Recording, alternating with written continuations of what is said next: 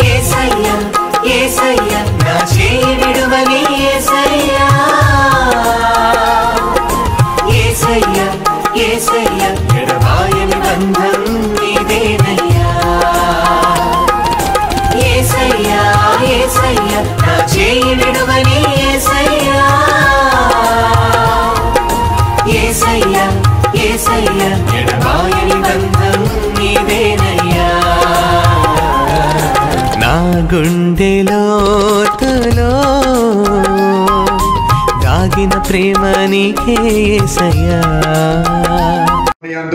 మిక్కిలి ప్రియులకు సహోదరి సహోదరులారా, దేవుని బిడ్డలారా, ఈనాడు మనమందరము కూడా సామాన్య 24వ ఆదివారాన్ని కొనియాడుతూ ఉన్నాం. ఈ సామాన్య 24వ ఆదివారంలో మనం 3 పట్టణాలు కూడా ఆలకించాం. ముందుగా మొదటి పట్టణాన్ని మనం ధ్యానం చేసే ముందు ఆ మొదటి పట్టణానికి ఉన్నటువంటి సందర్భాన్ని కూడా మనం ధ్యానం చేసుకోవాలి, నేర్చుకోవాలి. మొదటి పట్టణంలో మనం విన్నటువంటి వాక్యం ఏంటంటే, తండ్రి దేవుని యొక్క శ్రమల సేవకుడు వస్తాడు అని యెషయా ప్రవక్త బోధిస్తూ ఉన్నాడు. ఇక్కడ సందర్భం ఏంటంటే, క్రీస్తు పుట్టడానికి ముందు అనగా క్రీస్తు పూర్వం 587వ సంవత్సరానికి 528వ సంవత్సరానికి మధ్య కాలంలో జరిగినటువంటి సంఘటన ఇది. ఈనాటి మొదటి పట్టణం ఏంటి? ఈ మధ్యకాలంలో జరిగినటువంటి సంఘటన ఏంటంటే, ఇశ్రాయేలు ప్రజలు బాబిలోనియా బానిసత్వంలో ఉన్నారు. ఈ బాబిలోనియా బానిసత్వంలో ఇశ్రాయేలు ప్రజలు వారు చేసినటువంటి పాపములకు శిక్షగా, తప్పులకు పొరపాట్లకు శిక్షగా బాబిలోనియా బానిసత్వానికి దేవుడు వారిని పంపించేశాడు. ఆ బాబిలోనియా బానిసత్వంలో ఇశ్రాయేలు ప్రజలందరూ కూడా మగ్గుతూ ఉన్నారు, అంగలారుస్తూ ఉన్నారు. వారిని ఓదార్చమని భగవంతుడు యెషయాకు చెప్తూ ఉన్నాడు. నా ప్రజలను ఓదార్చి వెళ్ళి వారికి ధైర్యం చెప్పు, నేను వారిని రక్షించడానికి వస్తాను, ఒక సేవకుడిని పంపిస్తా నేను. ఆ సేవకుడు తన శ్రమల ద్వారాగా, తన బాధల ద్వారాగా, తన త్యాగపూర్తమైన జీవితం ద్వారాగా ఇశ్రాయేలు ప్రజలందరూ కూడా విడిపిస్తాడు బానిసత్వం నుంచి. ఈ మాట నా మాటగా చెప్పు అని యెషయా ప్రవక్తతో మాట్లాడుతూ ఉన్నాడు. అదే ఈరోజు మొదటి పట్టణానికి ముందు జరిగిన సంఘటన. అయితే ప్రభుని యొక్క శ్రమల సేవకుడు వచ్చి ఆ బాబిలోనియా బానిసత్వం నుంచి ప్రజలందరూ కూడా విడిపిస్తాడు అనేది ఈనాటి మొదటి పట్టణం సారాంశం. ఏ విధముగా, ఎలా విడిపిస్తాడు అంటే, తన శిలువ శ్రమల ద్వారాగా విడిపిస్తాడు, తన బాధల ద్వారాగా విడిపిస్తాడు, తన యొక్క శ్రమల ద్వారాగా విడిపిస్తాడు. ఇక్కడ ఇశ్రాయేలు ప్రజలు అనుకునేది ఏంటంటే, బాబిలోనియా బానిసత్వం నుంచే దేవుడు విడిపించడానికి తన సేవకుడు పంపిస్తాడు అనుకున్నా. ఇక్కడ 2 విడుదలలు. మొదటి విడుదల ఏంటి? బాబిలోనియా బానిసత్వం నుంచి ప్రజలను విడిపించి పాలస్తీనా దేశం నడిపించుకునే విడుదల.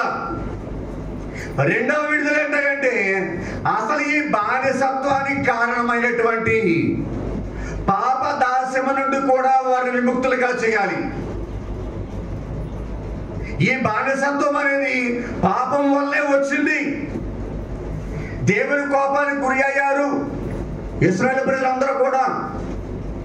మన పాత నిబంధన గ్రంథం అంతా కూడా చాలా స్పష్టంగా చదువుకుని అర్థం చేసుకుంటే కనుక, పాత నిబంధన గ్రంథం అంతా కూడా ఒక విషయ సర్కిల్ లాగా ఉంది. అంటే అర్థం ఏంటి? ఒక చక్రం లాగా ఉందన్నమాట.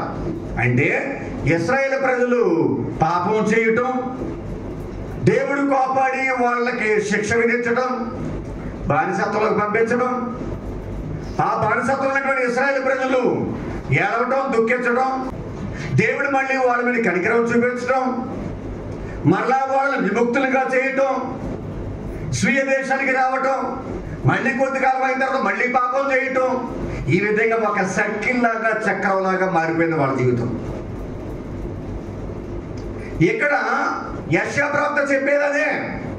దేవుని యొక్క సేవకుడు, శ్రమల సేవకుడు వస్తాడు, మీకు విడుదల చేస్తాడు, మిమ్మలను పాప దాస్యం నుండి విముక్తి చేస్తాడు అనేటువంటిది ఈనాటి మొదటి పట్టణం యొక్క సారాంశం. అయితే దేవుని యొక్క సేవకుడు, శ్రమల సేవకుడు, ఆయన ఎటువంటి వాడు అంటే ప్రియులారా, సహోదరి సహోదరులారా, అతనికి ఉన్నటువంటి విధానం ఏంటంటే మనం గమనించాల. నిస్వార్థమైన సేవ చేసేవాడే, త్యాగపూరితమైన ప్రేమను చూపించేవాడు, దేవుని పట్ల అపారమైనటువంటి నమ్మకం కలిగిన వాడు, ఆధారపడి జీవించేవాడు, నీతి నిజాయితీలతో జీవించేవాడే రాబోయేటువంటి సేవకుడు. మొదలు పట్ల ఉన్నటువంటి సేవకుడు నిజాయితీ పరుడు, నీతిగా ఉండేవాడు, దేవునిపై ఆధారపడి జీవించేవాడు, శ్రమల సేవకుడు అనేటువంటి విషయాన్ని మనం గమనిస్తూ ఉన్నాం. అయితే ప్రియమిత్రులారా, సహోదరి సహోదరులారా, రాబోయేటువంటి సేవకుడు అసలు ఎవరు? ఈ శ్రమల సేవకుడు అంటే ఎవరు? ఆ విధంగా విముక్తిని, విడుదలను, రక్షణను ప్రసాదించేది ఎవరో మనం సువిశేషంలోకి వస్తే మనకు అర్థమవుతూ ఉంటుంది. మార్కు సువార్త 8వ అధ్యాయం 27వ వచనంలో ఏమిటని ప్రియమిత్రులారా, ఈ శ్రమల సేవకుడు ఎవరు? పాప దాసత్వం నుంచి, బానిసత్వం నుండి విడుదల చేయగలిగేటువంటి శక్తి ఎవరికి ఉందో, రక్షణ ప్రసాదించేటువంటి ఈ సేవకుడు ఎవరో మనకి చాలా స్పష్టంగా అర్థమవుతూ ఉంటుంది. ప్రియ సహోదరి సహోదరులారా, మార్కు సువార్త 8వ అధ్యాయంలో మనం చూస్తూ ఉన్నాం. ఏమిటది? మార్కు సువార్త ప్రకారంగా యేసు ప్రభుని యొక్క సువార్త పరిచర్య గలిలయలోను, అన్యులు నివసించే ప్రాంతాల్లోనూ ముగించుకుని తిరిగి వచ్చేస్తూ ఉన్నాడు యేసు ప్రభు తన శిష్యులతో. ఎక్కడికి వస్తూ ఉన్నాడు? యెరూషలేము ప్రయాణమై వస్తూ ఉన్నాడు. యెరూషలేము ప్రయాణమై వస్తూ ఉన్నాడు. ఈ యెరూషలేము ప్రయాణమై వస్తూ అసలు ఆ ప్రభుని యొక్క శిలువ శ్రమల సేవకుడు ఎవరో, ఈ లోకాన్ని ఉద్ధరించేటువంటి శక్తి ఎవరికి ఉందో, తన యొక్క నిజ స్వరూపాన్ని, తన యొక్క ప్రణాళికను, దైవ ప్రణాళికను శిష్యులకు తెలియచేయాలని స్పష్టంగా ఆయన నిర్ణయించుకున్నాడు. మరి ముఖ్యంగా యెరూషలేములో యేసుక్రీస్తు చేయవలసినటువంటి రక్షణ ప్రణాళిక, రక్షణ కార్యాన్ని, తాను చేయబోయేటువంటి పనులను గురించి స్పష్టంగా అపోస్తలులకు తెలియచేయాలి అని నిర్ణయం చేసుకుని, మరి అటువంటి దైవ ప్రణాళికలు నా శిష్యులకు అర్థమయ్యే విధంగా ఎక్కడ చెప్పాలి అనేటువంటి ఒక చక్కని ప్రదేశాన్ని కూడా ఎన్నిక చేసుకున్నాడు యేసుక్రీస్తు.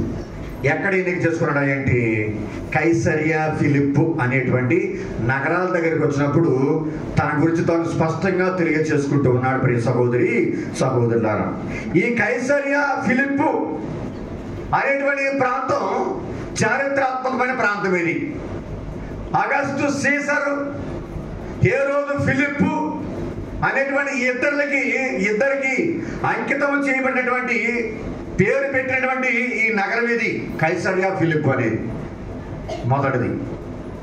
రెండోది ఏంటంటే ఈ సీజర్ అనేటువంటి ఈ చక్రవర్తికి ఒక చక్కని గుడి కూడా కట్టించారు ఈ సిసేరియా ఫిలిప్ అనే ప్రాంతంలో.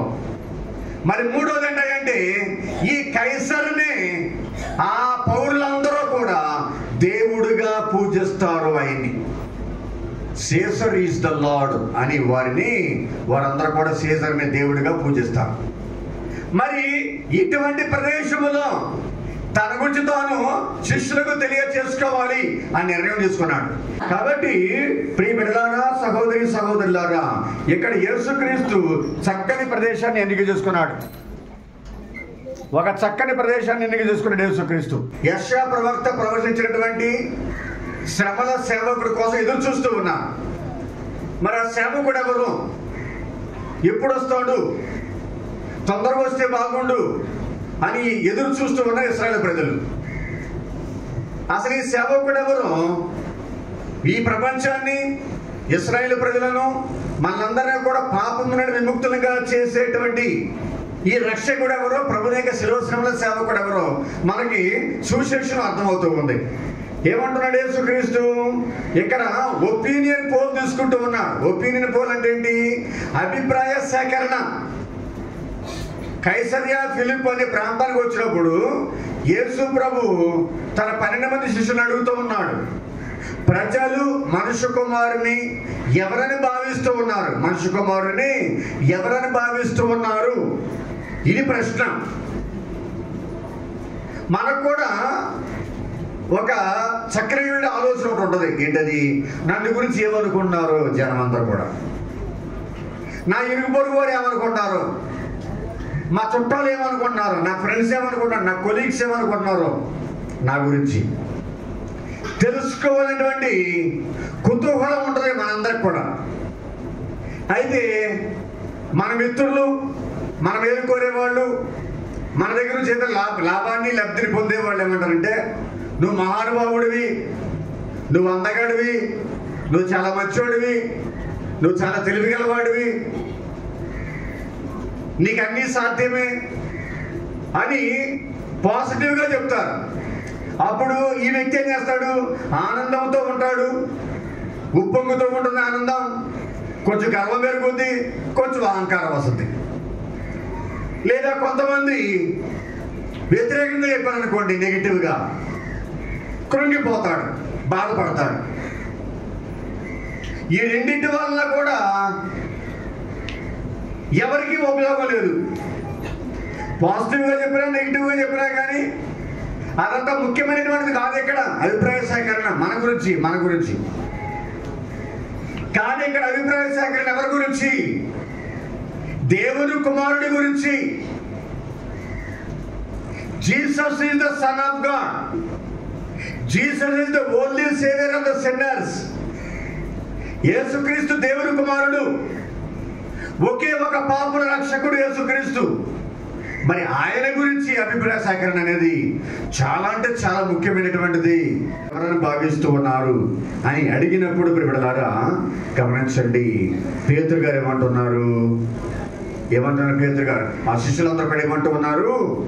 కొందరు స్నాపకుడు యోహాననియు, మరి కొందరు ఏలియానియు, మరి ఒక ప్రవక్తనియు చెప్పుకొనుచున్నారు అని.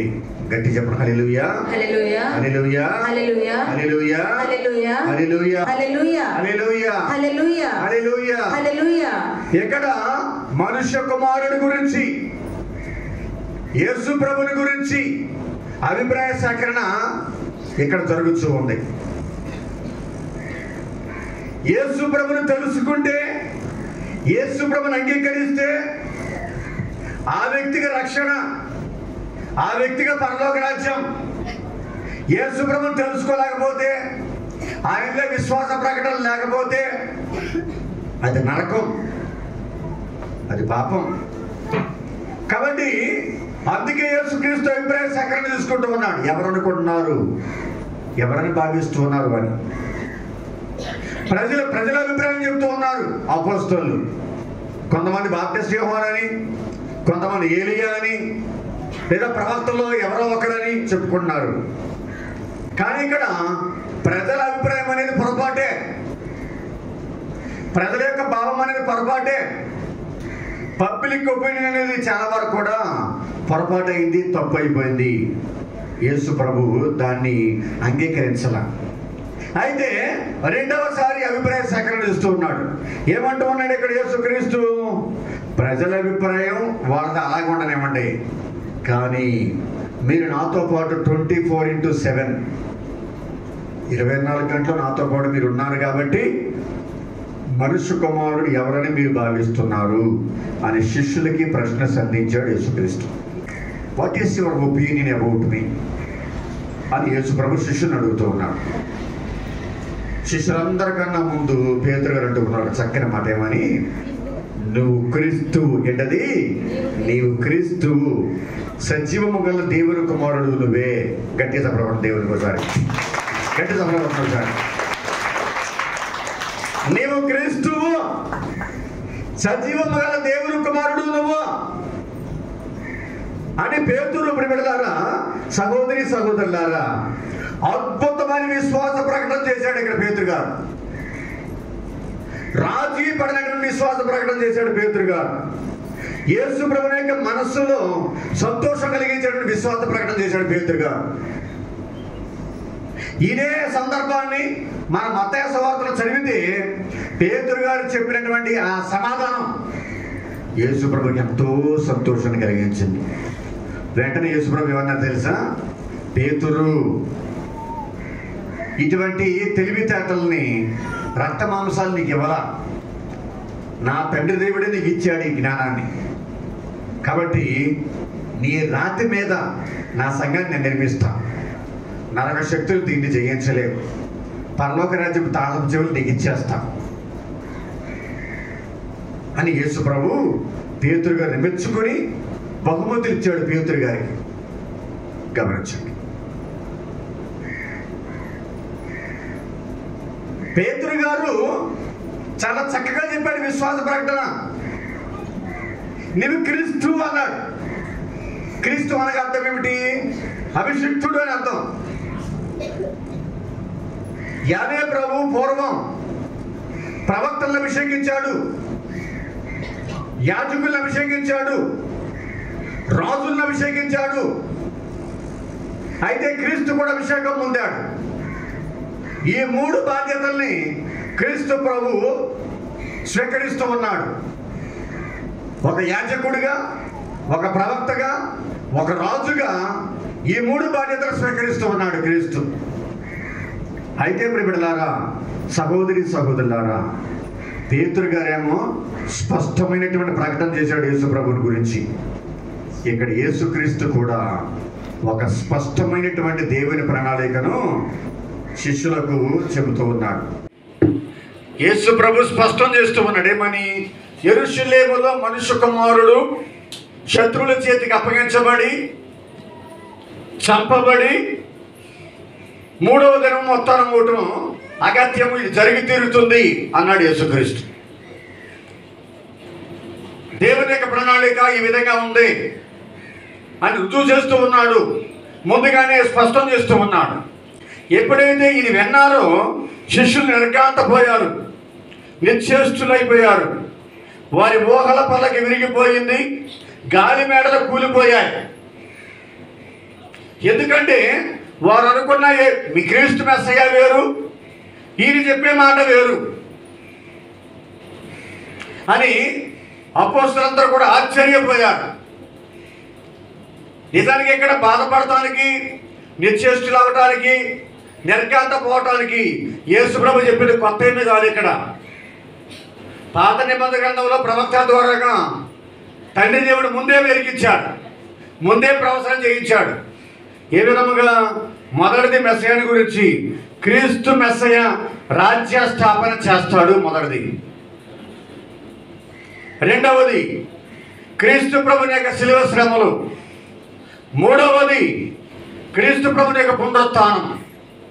ఈ మూడింటి గురించి కూడా పాత నిబంధన గ్రంథంలో ముందే చెప్పాడు యావే ప్రభు ప్రవక్తల ద్వారా. కానీ ఇశ్రాయేలు ప్రజలు, ఈ అపోస్తలు మొదటి దాన్ని మాత్రమే పట్టుకున్నారు. మెస్సయ్య వస్తాడు, క్రీస్తు వస్తాడు, రాజ్య స్థాపన చేస్తాడు అనేటువంటి విషయం మాత్రమే పట్టుకున్నారు, దాన్ని అంగీకరించారు. మిగతా రెండు కూడా వాళ్ళు పట్టించుకోవాలా. క్రీస్తు రాజ్య స్థాపన మాత్రమే వాళ్ళు పట్టించుకున్నారు. ఆయన శ్రమలు, ఆయన మరణం, ఆయన పునరుత్థానం పట్టించుకోవాలా. ఇవన్నీ కూడా ఆయన రాజ్య స్థాపన మనం చూస్తాం కదా. యెషయా గ్రంథం 9వ అధ్యాయం 6-7 వచనాల్లో, యెషయా గ్రంథం 11వ అధ్యాయంలో మనం చూస్తూ ఉన్నాం. క్రీస్తు ప్రభుని యొక్క శ్రమల గురించి యెషయా 53వ అధ్యాయము, యెషయా 50వ అధ్యాయము, కీర్తన 22వ కీర్తన, ఇవన్నీ కూడా యేసు ప్రభుని యొక్క శ్రమలు. మరి మూడవదిగా క్రీస్తు పునరుత్థానం గురించి కీర్తన 16, 10, 11 వచనంలో మనం చూస్తూ ఉన్నాం. వాళ్ళకి నచ్చిందేంటి? దైవరాజ్య స్థాపన. అది మాత్రం వాళ్ళు గుర్తుపెట్టుకున్నారు. మిగతా రెండు కూడా వదిలిపెట్టేశారు. అందుకని వాళ్ళకి ఆశ్చర్యం వేసింది. దిగ్భ్రాంతి పొందారు, నిశ్చేష్టులైపోయారు అపోస్తలులందరూ కూడా. దానికి కారణం ఇదే. కానీ మనం కూడా ఇప్పుడు విడారా ఇవన్నీ కూడా వింటాం జాగ్రత్తగా. మనకన్నీ కూడా మన అలవాటు ఏంటంటే ఇశ్రాయేలు ప్రజల్లాగా అపోస్తలులాగా రిస్క్లు మనకు వద్దు, రిలాక్సేషన్ బాగా కావాలి మనకి. అపజయాలు వద్దు, విజయాలే కావాలి. నష్టాలు వద్దు, లాభాలే కావాలా. శ్రమలు వద్దు, సుఖాలే కావాలా. మరణం వద్దు, పరలోకం కావాలి. కష్టాలు వద్దు, కళకళలాడే కమ్మని జీవితం కావాలి. త్యాగాలు వద్దు, తెలివిగా సంపాదించాలి. శిలువ వద్దు, సింహాసనం మొత్తం కావాలి. ఇది మన అభిప్రాయం. మన జీవన విధానం కూడా ఇంతే. చేదు వద్దు, మనకి సరిచేయటం వద్దు, సరిదిద్దటం వద్దు, గద్దించడం వద్దు, దండించడం వద్దు. ఇవే మనకు అక్కర్లా. మనకు కావలసిన ఏంటి? నచ్చింది తింటాం, నచ్చినట్టు చేస్తాం, నచ్చినట్టుగా ఉంటాం. ఇది తప్ప మిగతావేమీ కూడా మనకి అనవసరం. ఈనాటి మనకి అలాగే ఇశ్రాయేలు ప్రజలు కూడా. గట్టి చెప్పండి హల్లెలూయా, హల్లెలూయా, హల్లెలూయా, హల్లెలూయా, హల్లెలూయా, హల్లెలూయా. ప్రియబిడ్డలారా, సహోదరి సహోదరులారా, ఎప్పుడైతే యేసుక్రీస్తు తన శిలువ శ్రమల మరణం గురించి యెరూషలేములో స్పష్టం చేశాడో అప్పుడు అందరికీ బాధ కలిగింది. అందరూ కూడా నిశ్చేష్టులైపోయి కూర్చున్నారు. అప్పుడు 12 మంది శిష్యుల్లో పేతురు గారు యేసు ప్రభువుని పక్కకి తీసుకెళ్ళి ఏమంటున్నాడు? ఇది మీకు సంభవింపకుండా ఉండునుగాక. అటుల మీరు మాట్లాడకండి అని వారించాడు యేసు ప్రభువుని. అప్పుడు వెంటనే యేసు ప్రభు ఏమన్నారంటే, సైతాను నీవు నా వెనకకు పోము. గట్టి చెప్పండి హల్లెలూయా, హల్లెలూయా, హల్లెలూయా. సైతాను నా వెనకకు పోము. నీ భావములు మనుషులకు సంబంధించినవే, దేవునికి సంబంధించినవి కావు అని యేసు ప్రభు పేతురు గారిని గద్దించాడు, హెచ్చరించాడు, తిట్టాడు కూడా. ఒక నిమిషమేమో దేవుని యొక్క దూతలాగా ఉన్నాడు పేతురు గారు, మరో నిమిషమేమో సైతాను దూతలాగా వ్యవహరిస్తూ ఉన్నాడు.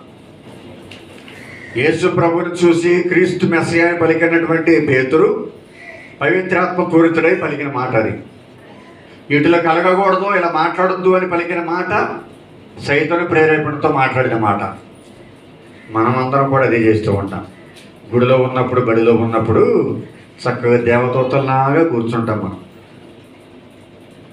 గుడిలో ఉన్నప్పుడు, బడిలో ఉన్నప్పుడు చక్కగా ఉంటాం, ఏమీ తెలియనట్టు ఉంటాం, ఏమీ అరగినట్టు ఉంటాం. మనం ఇక బయటికి వెళ్ళిన తర్వాత ఉంటుంది. బయటికి వెళ్ళిన తర్వాత మన అసలు రూపం బయటపడుతుంది, మన రియల్ కలర్ బయటపడుతుంది. కాబట్టి ఒకసారేమో దేవుని ఆత్మతో ఉంటాం, ఇంకొకసారి ఏమో సైతాన్ ఆత్మతో ఉంటాం. పేతురు గారేమో ఎంతో చక్కనైనటువంటి ప్రశంసలు పొందాడు యేసు ప్రభు నుంచి. నువ్వు రాయివి, నీ రాతి మీద నా సంఘాన్ని నిర్మించుకుంటా, నరశక్తులు దీన్ని జయించలేవు, పరలోక రాజ్యం తాళపు చెవులు నీకు ఇస్తాను. నువ్వు భూలోకంలో దేన్ని బంధిస్తే పరలోకంలో బంధిస్తా, నీవు భూలోకంలో దేన్ని విప్పుతే నేను పరలోకంలో విప్పుతా. అపోస్తలులందరికీ లీడర్గా పెట్టాడు పేతురు గారిని. పెద్దోడు, ఎంతో గౌరవించాడు పేతురు గారిని. కథోలిక శిరసభకు మొట్టమొదటి పరిశుద్ధ పాపు గారు. ఎంత ఘనమైనటువంటి స్థితిని పొందిన పేతురు ఒక్కసారి కూలిపోయాడు. మనం కూడా ఇది చేస్తాం. మంచి పేరు సంపాదించుకోవడానికి చాలా కష్టపడాలి, చాలా శ్రమించాలి, చాలా బాధలు పడాలి, చాలా ప్రయత్నాలు చేయాలి. కానీ చెడ్డ పేరు ఒక క్షణంలో వచ్చేస్తుంది. ఒక క్షణంలో కూలిపోతాం. పేతురు గారి విషయంలో, మన విషయంలో కూడా జరిగేటువంటి విషయం అది బిడ్డలారా. గట్టి చెప్పండి హల్లెలూయా హల్లెలూయా హల్లెలూయా హల్లెలూయా హల్లెలూయా హల్లెలూయా హల్లెలూయా. అప్పుడు పేతురు గారు కోపడి ఏమన్నాడు? చీపో సైతాను అని గద్దించాడు పేతురు గారిని. మనం కూడా చాలా సందర్భాల్లో సైతాను దూతలాగా పనిచేస్తూ ఉంటాం, సైతాను అనుసరులాగా పనిచేస్తూ ఉంటాం, సైతానికి సాక్ష్యం ఇచ్చే విధంగా వ్యవహరిస్తూ ఉంటాం. మనం కూడా గుడికి వ్యతిరేకంగా, గురుకు వ్యతిరేకంగా, సంఘాలకు వ్యతిరేకంగా, దేవుని కార్యాలకు వ్యతిరేకంగా, దేవుని ప్రణాళికలకు వ్యతిరేకంగా మాట్లాడుతూ ఉంటాం, పనిచేస్తూ ఉంటాం. పేతురు గారికి మనకు ఆదర్శం, పేతురు గారే మనకి ఆదర్శం ప్రియుడ. అయితే ఇక్కడ మార్కు సువార్త 8:34 శిష్యులను తన దగ్గర పిలుచుకున్నాడు, జనసమూహాన్ని తన దగ్గర పిలుచుకున్నాడు.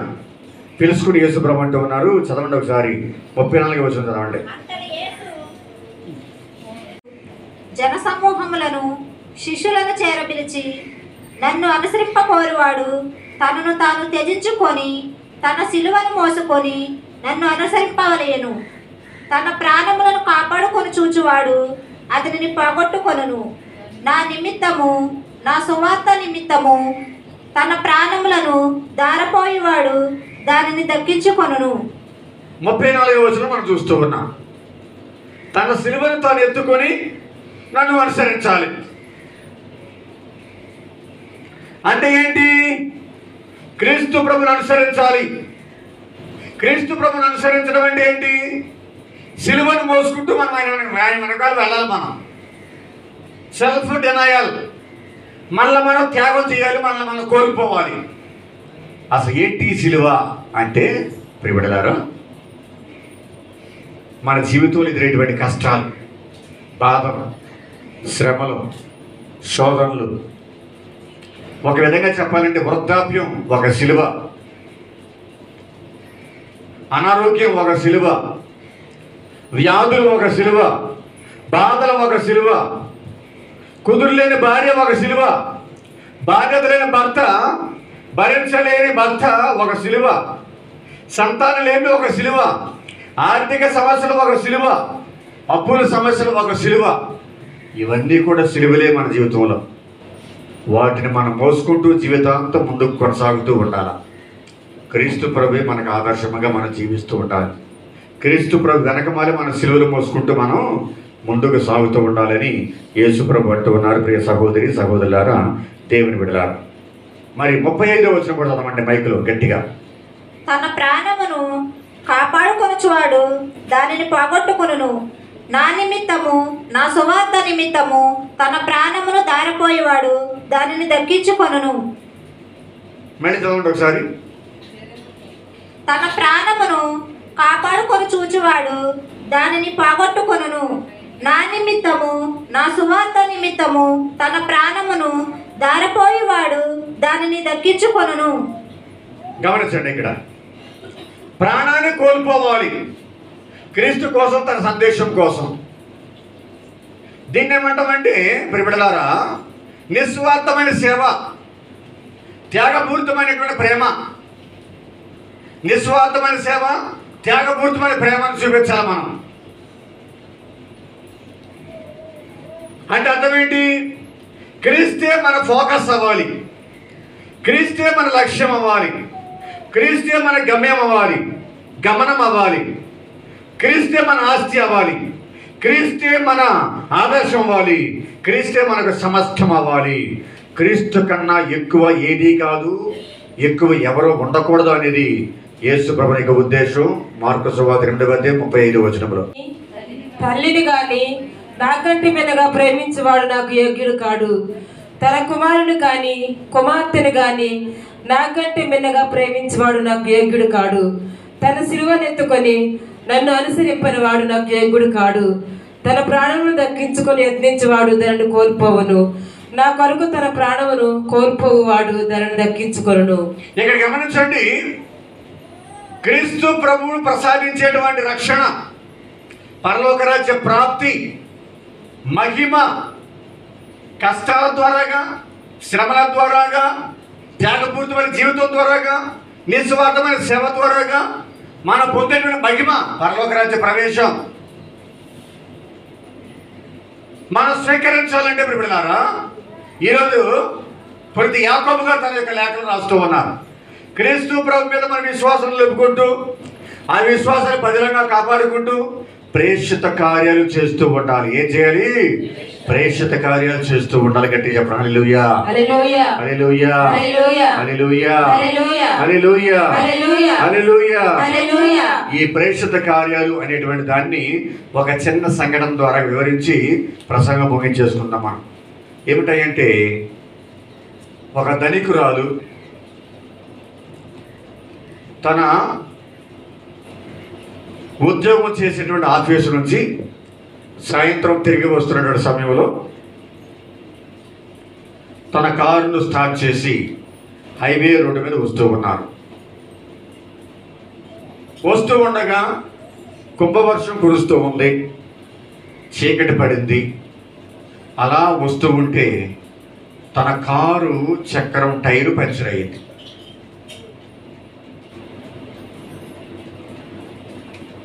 ఏమేమో లేడీ, కుంభవర్షం, చీకటి పడుతూ ఉంది, ఎలా?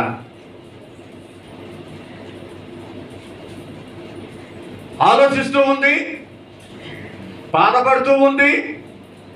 ఎవరైనా సహాయం చేస్తే బాగుండు అని మనసులోనే ప్రార్థన చేసుకుంటూ ఉంది ఈ స్త్రీ. చాలాసేపు అయిన తర్వాత ఒక వ్యక్తి వర్షంలో తడుచుకుంటూ ఆ హైవే మీద నడుచుకుంటూ వస్తూ ఉన్నాడు. అతను ఒక మెకానిక్, కారులో బాగు చేసేటప్పుడు ఒక మెకానిక్. కారును చూశాడు, ఆగిపోయినటువంటి కారును హైవే పక్కన. కారు పంచర్ అయిందని తెలుసుకున్నాడు. ఆ గ్లాసు దగ్గరికి వచ్చాడు, విండో దగ్గరికి వచ్చాడు. డోర్ దగ్గరికి వచ్చి డోర్ తీయండి అని చెప్పని సైగ చేశాడు. ఈ అమ్మాయి లోపల ఉంది కాబట్టి భయం వేసి, ఏమవుతుందో, ఎవరో ఈ అబ్బాయి చంపేస్తాడేమో అనేటువంటి భయంతో కారు డోర్ మాత్రం తీయలేదు, గ్లాస్ కూడా దించలేదు కిందకి. అడిగాడు, డోర్ తీయండి, గ్లాస్ తెంపండి, మీ టైర్ పంచర్ అయింది, కారు టైర్ పంచర్ అయింది, నేను బాగు చేస్తా అని చెప్పని గట్టిగా అరిచాడు. ఆమెకు వినిపించలా. కానీ ఈ అబ్బాయి మాత్రం అడుగుతూనే ఉన్నాడు డోర్ తీయమని. ఆ మాత్రం తీయట్లే డోర్. ఏమవుద్దు, దాంట్లో పోయి వాడు ఎవడో ఏమవుద్దు. చివరికి ఇతను అర్థం చేసుకుని, వెనకమాల డిక్కీ ఓపెన్ చేయండి, నేను కారు టైర్ మారుస్తా అని సైగ చేశాడు. భయంతోనే ఆ డిక్కీ ఓపెన్ చేసింది. ఈ అబ్బాయి వెళ్ళి డిక్కీలో ఉన్నటువంటి సామాను తీసుకొని పంచరైనటువంటి ఆ చక్రాన్ని తీసి, సేఫ్టీ టైర్ ఒకటి ఉంటుంది, చక్రం ఒకటి ఉంటుంది, దాన్ని తీసి బిగించేసాడు. బిగించి, చూసుకోండి నేను బిగించేశాను, మీరు కారు అద్దంలో చూడండి కనిపిస్తుంది మీకు అని చెప్పి అన్నాడు. ఈ ధనికురాలు సంతోషం ఒక ప్రక్కన, ఆనందం ఒక ప్రక్కన, భయం ఇంకో ప్రక్కన. భయంగానే డోర్ తీసింది, కిందకు వచ్చింది. తన బ్యాగులోంచి కొంత డబ్బు తీసి అతనికి ఇవ్వబోయింది. ఆపద సమయంలో నన్ను ఆదుకున్నాడు అని. లేదంటే కనుక ఈ వర్షంలో, ఈ చీకట్లో, ఈ అర్ధరాత్రి అంతా కూడా ఉండాలి, రేపు ఉదయం దాకా ఎవరు సహాయం చేసేవాళ్ళు లేదు. డబ్బు ఇవ్వబోయింది. అతను అన్నాడు, నాకు వద్దు డబ్బులు నాకు అవసరమే, చాలా అవసరం డబ్బులు నాకు, కానీ నీవు డబ్బులు ఇస్తామని చెప్పి నేను నీకు ఈ సహాయం చేయలా, నిస్వార్థమైన సహాయం చేశాను. నేను డబ్బుల కోసం ఆశపడి నేను చేయలే సహాయం అన్నాడు. ఈ బతిలాడింది, ఆయన తీసుకోలే, ఇంకా బతిలాడింది, తీసుకోలేదు. చివరికి ఈ అబ్బాయి అన్నాడు, నిజంగా నీవు నాకు డబ్బులు ఇవ్వని చెప్పని అనుకుంటున్నావు కదా, అయితే ఒక పని చేయండి, ఎవరైనా కానీ ఆర్థికంగా ఇబ్బందుల్లో ఉంటే, కష్టాల బాధల్లో ఉంటే, ఈ డబ్బులు తీసుకోవడానికి ఆ వ్యక్తి అర్హురాలైతే నాకు ఇవ్వాలనుకున్న ఈ డబ్బుని వాళ్ళకి ఇవ్వండి, అది నాకు ఇచ్చినట్లే అన్నాడు. ఈ అమ్మాయి సంతోషపడింది. ఇద్దరు వారి ఇళ్ళకి వెళ్ళిపోయారు.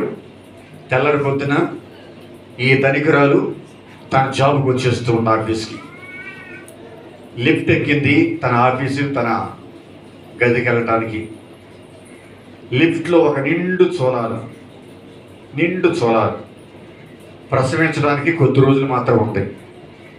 ఆ అమ్మాయిని చూసి నీ ధనికురాలు ఆశ్చర్యంగా అడిగింది, ఎక్కడికమ్మా ఈ టైంలో నువ్వు పైకి వెళ్తున్నావు లిఫ్ట్లో అంటే? ఈ అమ్మాయి అంటూ ఉంది, గర్భిణీ స్త్రీ, నాది కూడా ఇక్కడేనండి ఉద్యోగం, నేను కూడా ఇక్కడే ఉద్యోగం చేస్తున్నాను. అప్పుడు ఈ ధనికురాలు అన్నది, నిండు గర్భిణీ కదమ్మా నువ్వు, డెలివరీ డేట్ కూడా దగ్గరికి వచ్చేసినట్టు నీకు, ఎందుకమ్మా ఇటువంటి టైంలో నువ్వు ఉద్యోగానికి వచ్చావు, జాబ్కి వచ్చావు ఆఫీస్కి అంటే?